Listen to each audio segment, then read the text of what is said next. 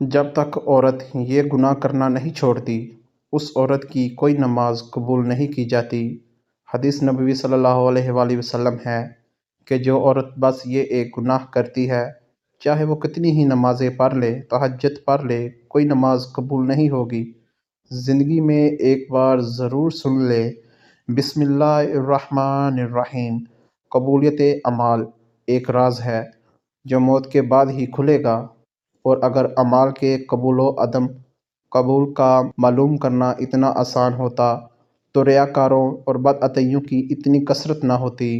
ہاں، البتہ شریعت نے قبولیت اعمال کا معیار اور کسوٹی بتا دی ہے کہ عمل کرنے والا صحیح العقیدہ ہو، عمل عین سنت کے مطابق ہو اور خلوص پر مبنی ہو، اور اپنے نیک اعمال کو برباد کرنے والے گناہوں سے بچاتا ہو، تو اسے اللہ تعالیٰ سے قبولیت اور فضل کی امید رکھنی چاہیے۔ نیکیاں قبول یا مسترد ہونے کی علامات اور ہدایات کے عنوان پر ارشاد فرمایا، جس میں انہوں نے سعادت حج پانے والوں کو مد نظر رکھتے ہوئے کہا کہ کائنات کی تخلیق کا مقصد اللہ کی عبادت ہے، اور عبادت کی قبولیت کے لیے جدوجہد ازبس ضروری ہے۔ چنانچہ عدم ایمان کے باعث کفر اور منافق کا کوئی بھی عمل آخرت میں فائدہ نہیں دے گا، البتہ انہیں دنیا میں پورا بدلہ دے دیا جائے گا۔ عمل کی قبولیت کے لیے اخلاص اور اتباع سنت لازمی امور ہیں۔ اخلاص کا مطلب یہ ہے کہ نیکی کا مقصد اور مطلوب صرف رضائے الہی ہو، جس کے لیے نیت بنیادی کردار کی حامل ہے، کیونکہ نیت کی وجہ سے چھوٹا عمل بھی بڑا بن جاتا ہے۔ انہوں نے یہ بھی کہا ہے کہ تقویٰ تسلسل کے ساتھ نیکیاں، نیکی کے لیے دلی رغبت، نیکی پر ثابت قدمی اور انسانی اعضاء کا صحیح سلامت رہنا نیکی قبول ہونے کی علامات میں سے ہے۔ اگر انسان کی بدعیت کی حقیقی معرفت مل جائے تو اسے اپنی ساری زندگی کی عبادات بھی بیچ نظر آئے۔ اسی لیے تو عظیم ترین عبادات کے بعد بھی استغفار سنت نبوی ہے، اور مومن کبھی بھی اپنی نیکی پر گھمنڈ نہیں کرتا بلکہ اللہ سے قبولیت کا امیدوار رہتا ہے۔ چنانچہ قبولیت کے لیے دعا اور شکر گزاری اپناتا ہے۔ شکر کرنے پر اللہ کی طرف سے قبولیت کا وعدہ ہے۔ دوسری جانب شرک، ریاکاری، نیکی کے عوض دنیاوی مفادات کا حصول، حالت ارتداد میں موت، دین سے نفرت، اللہ کی آیات اور آخرت میں ملاقات کا انکار، غضب الہی کا موجب بننے والے اعمال کرنا، منافقت، ہٹ ڈرمی اور عناد کی بنیاد پر سنت سے تصادم، اپنی بات کو نبی صلی اللہ علیہ وآلہ وسلم کی بات پر فوقیت دینا، اور اپنی پارسائی پر گھمنڈ، نجومی کے پاس جانا، عصر کی نماز ترک کرنا، حقوق العباد تلف کرنا، تنہائی میں گناہ کرنا، غیر شرعی مقصد کے لیے کتا پالنا اور شراب نوشی سے نیکیاں مٹ جاتی ہیں۔ لیکن کچھ ایسی عورتیں ہیں جن کی نماز ان کے منہ پر ماری جائے گی، کیونکہ وہ عورتیں نماز تو پڑھتی ہیں، اور جنت میں جانے کے لیے ان کے لیے نماز پڑھنا کافی نہیں ہے کہ وہ جنت تک انہیں پہنچا دیں، کیونکہ وہ ایسی عورتیں جو نماز خوب پالتی ہیں، خوب روزے رکھتی ہیں، ایک روزہ نہیں چھوڑتی، لیکن اس کی نماز کا کوئی فائدہ نہیں ہے، اور ان کی نماز ان کو جہنم کی آگ سے نہیں بچا سکتی، کیونکہ وہ ایسی نیکیوں کے ساتھ ایسے گناہ کرتی ہیں جو ان کے گناہ کو جہنم میں لے کر جائیں گے، کیونکہ آپ صلی اللہ علیہ وآلہ وسلم نے فرمایا، دو چیزیں اسلام میں حقوق نے ہم کو دی ہیں، پہلا ہے حقوق اللہ، دوسرا ہے حقوق العباد۔ پہلے اللہ کے حق، بعد میں بندے کے حقوق۔ اللہ کے حقوق میں نماز، روزہ اور زکوٰۃ اور حج ہے کہ بندے کو چاہیے کہ یہ تمام حقوق پورے کرے۔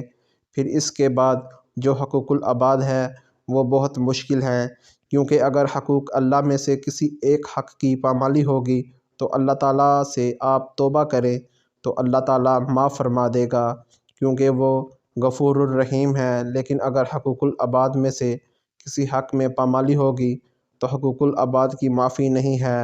ناظرین، اب ہم آپ کو ان عورتوں کے بارے میں بتاتے ہیں جن کی نماز یا کوئی بھی نیکی قبول نہیں ہوتی۔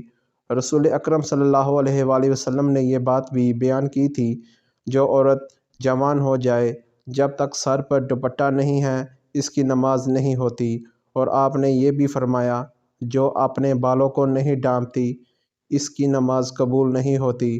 رسول اللہ صلی اللہ علیہ وآلہ وسلم نے یہ بھی فرما دیا، اگر کوئی عورت مسجد میں جاتی ہے عطر اور خوشبو لگا کر جب تک وہ غسل نہیں کر لیتی اس کی بھی نماز قبول نہیں ہوتی۔ اس لیے فرمایا، اے عورتوں کی جماعت، تم میں سے کوئی مسجد میں جانا چاہے تو خوشبو لگا کر نہ جائے جب تک یہ غسل نہیں کر لیتی، یہ نماز یا عبادات قابل قبول نہیں ہے۔ خاوند کی نافرمانی کرنے والی حدیث کے الفاظ ہیں، 3 ایسے لوگ ہیں ان کی نماز قبول ہونا تو دور کی بات کانوں سے بھی اوپر نہیں جاتی۔ غلام مالک کی اجازت کے بغیر دوڑ گیا، اگر وہ جا کر تہجد بھی پڑھے گا لیکن اس کی کوئی بھی نماز یا عبادت قبول نہیں ہوگی۔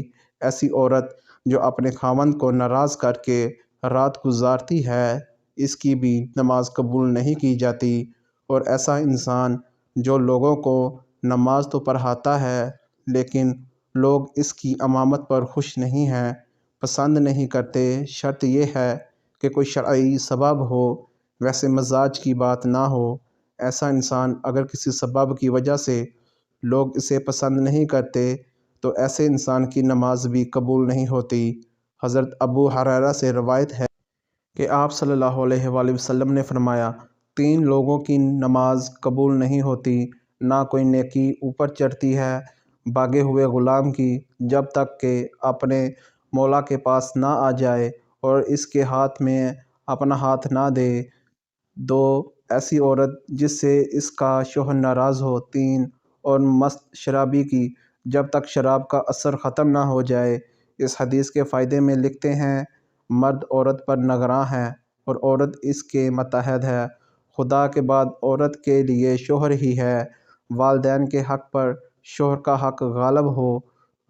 اگر مذہب میں کسی کو سجدہ تعظیمی کی اجازت ہوتی تو عورت کو ہوتی کہ وہ شوہر کو سجدہ کرے۔ حدیث پاک صلی اللہ علیہ وآلہ وسلم میں ہے، عورت کے لیے اس کا شوہر جنت یا جہنم ہے، کیونکہ اس کے حق کو ادا کر کے جنت پا سکتی ہے۔ جس کا اتنا بڑا حق ہو بھلا اسے ناراض کیسے کیا جا سکتا ہے؟ برے خدا نے جسے رفیق حیات بنایا ہے، زندگی بھر کا ساتھی اور معاون بنایا ہو، دنیا میں جس کے بغیر گزارا نہیں، اسے کیسے ناراض رکھا جا سکتا ہے؟ اس لیے اگر شوہر ناراض ہو جائے تو اسے راضی کرنے کی کوشش کرنی چاہیے، کیونکہ اس کے بغیر دنیا آخرت میں نقصان ہے۔ حضرت عائشہ رضی اللہ عنہا کی روایت ہے کہ نبی کریم صلی اللہ علیہ وآلہ وسلم نے فرمایا، بالغہ عورت کی نماز سر ڈھانپے بغیر قبول نہیں ہوتی۔ اس حدیث میں نماز کے دوران سر ڈھانپنے کا حکم ہے، چنانچہ اگر عورت دوران نماز سر نہ ڈھانپے تو اس کی نماز نہیں ہوتی۔ عورت کو نماز میں ہاتھ، پاؤں اور چہرے کے علاوہ باقی سارا بدن ڈھکنا ضروری ہے، سینہ بند ضروری نہیں۔ ایسے باریک کپڑوں میں جن سے بدن جل کے نماز نہیں ہوتی، جو کپڑے ایسے باریک ہوں کہ ان کے اندر سے بدن نظر آئے، ان سے نماز نہیں ہوتی۔ نماز کے لیے دوپٹہ موٹا استعمال کرنا چاہیے۔ چہرہ دونوں ہاتھوں گھٹنوں تک اور دونوں پاؤں ٹخنوں تک، ان 3 اعضاء کے علاوہ نماز میں پورا بدن ڈھکنا عورت کے لیے نماز کے صحیح ہونے کی شرط ہے، اس کے بغیر نماز نہیں ہوگی۔ خواتین کا یہ کہنا کہ جب بندوں سے پردہ نہیں تو خدا سے کیا پردہ، بالکل غلط ہے۔ اللہ تعالیٰ سے تو کپڑے پہننے کے باوجود آدمی چھپ نہیں سکتا، تو کیا پورے کپڑے اتار کر نماز پڑھنے کی اجازت دے دی جائے؟ پھر بندوں سے پردہ نہ کرنا ایک مستقل گناہ ہے۔ جو عورت اس گناہ میں مبتلا ہو، اس کے لیے یہ کیسے جائز ہو گیا کہ وہ نماز میں بھی سر ستر نہ ڈھانکے؟ الغرض عورتوں کا یہ شبہ شیطان نے ان کی نمازیں غارت کرنے کے لیے ایجاد کیا ہے۔ نماز کے دوران سر کھل جائے اور 3 بار سبحان اللہ کہنے کی مقدار تک کھلا رہے تو نماز ٹوٹ جائے گی، اور اگر سر کھلتے ہی فوراً ڈھک لیا تو نماز ہوگی۔ نفل نماز تو بیٹھ کر پڑھنے کی اجازت ہے، گو بیٹھ کر نماز کا آدھا ثواب ملے گا، لیکن فرض نماز بیٹھ کر نہیں ہوتی، کیونکہ قیام نماز کا رکن مردوں کے لیے بھی اور عورتوں کے لیے بھی، اور اصول یہ ہے کہ نماز کا رکن فوت ہو جائے تو نماز نہیں ہوتی، لہٰذا جو عورتیں فرض نماز بغیر معذوری کے بیٹھ کر پڑھتی ہیں ان کی نماز نہیں ہوتی۔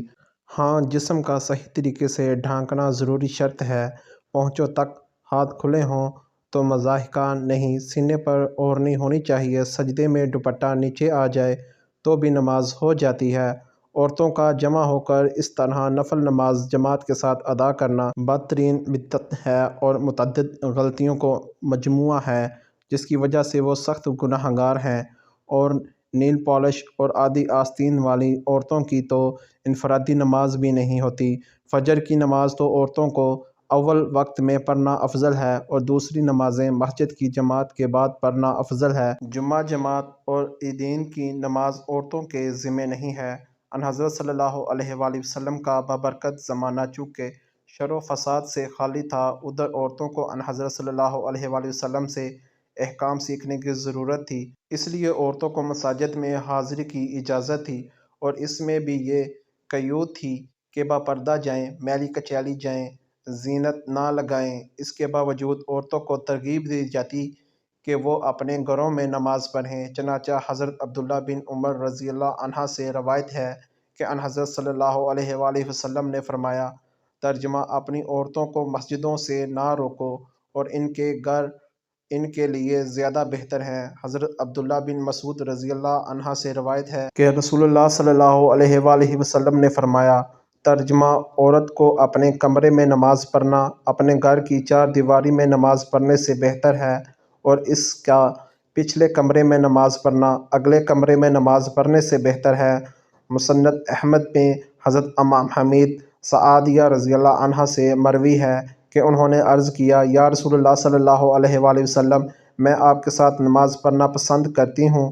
آپ صلی اللہ علیہ وآلہ وسلم نے فرمایا، مجھے معلوم ہے کہ تم کو میرے ساتھ نماز پڑھنا محبوب ہے، مگر تمہارا اپنے گھر کے کمرے میں نماز پڑھنا گھر کے صحن میں نماز پڑھنے سے بہتر ہے۔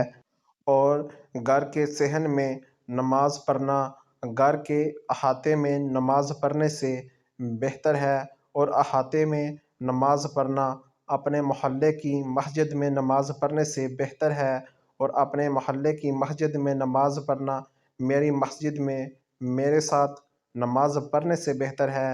راوی کہتے ہیں کہ حضرت ام حمیدہ رضی اللہ عنہا نے یہ ارشاد سن کر اپنے گھر کے لوگوں کو حکم دیا کہ گھر کے سب سے دور اور تاریک ترین کونے میں ان کے لیے نماز کی جگہ بنا دی جائے، چنانچہ ان کی ہدایت کے مطابق جگہ بنا دی گئی، وہ اسی جگہ نماز پڑھا کرتی تھیں یہاں تک کہ اللہ تعالیٰ سے جا ملی۔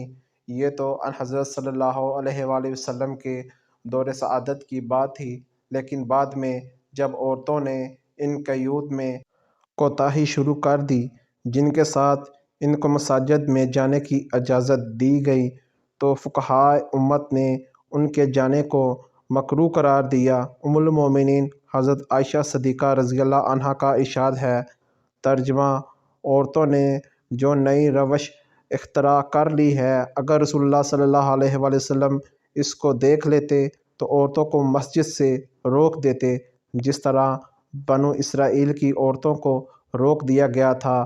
حضرت ام المومنین رضی اللہ عنہا کا یہ ارشاد ان کے زمانے کی عورتوں کے بارے میں ہے۔ اسی سے اندازہ کیا جا سکتا ہے کہ ہمارے زمانے کی عورتوں کا کیا حال ہوگا۔ خلاصہ یہ ہے کہ شریعت نہیں بدلی اور ان حضرت صلی اللہ علیہ وآلہ وسلم کے بعد کسی کو شریعت کے بدلنے کا اختیار نہیں، لیکن جن قیود و شرائط کو ملحوظ رکھتے ہوئے ان حضرت صلی اللہ علیہ وآلہ وسلم نے عورتوں کو مساجد میں جانے کی اجازت دی، جب عورتوں نے ان قیود و شرائط کو ملحوظ نہیں رکھا تو اجازت بھی باقی نہیں رہے گی۔